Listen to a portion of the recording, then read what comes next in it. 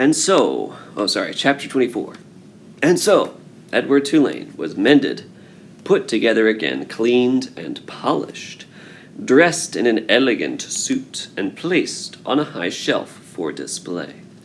From this shelf, Edward could see the whole shop, Lucius Clark's workbench and the windows to the outside world, and the door that the customers used to enter and leave. From this shelf, Edward saw Bryce open the door one day and stand in the threshold, the silver harmonica in his left hand, flashing brilliantly in the sunlight, flooding in through the windows. "Young sir," said Lucius, "I'm afraid we made a deal." If you're not familiar with the word threshold, that is the place where you come in over a doorstep. Lucius has just come over the threshold. It's right behind him. "Can't I see him?"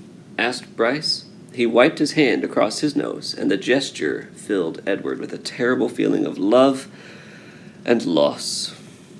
"I just want to look at him." Lucius Clark sighed. "You may look," he said. "You may look, and then you must go and not come back. I cannot have you in my shop every day mooning over what you have lost." "Yes, sir," said Bryce.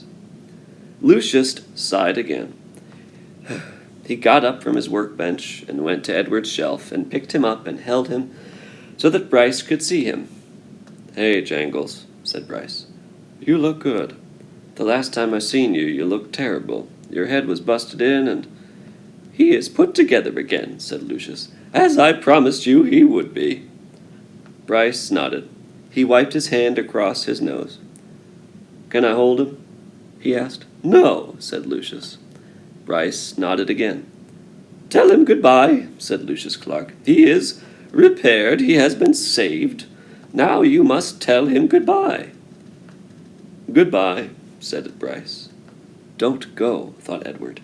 "I won't be able to bear it if you go." "And now you must leave," said Lucius Clark. "Yes, sir," said Bryce, but he stood without moving, looking at Edward. "Go," said Lucius Clark. "Go." "Please," thought Edward, "don't." Bryce turned. He walked through the door of the doll mender's shop. The door closed. The bell tinkled. And Edward was alone.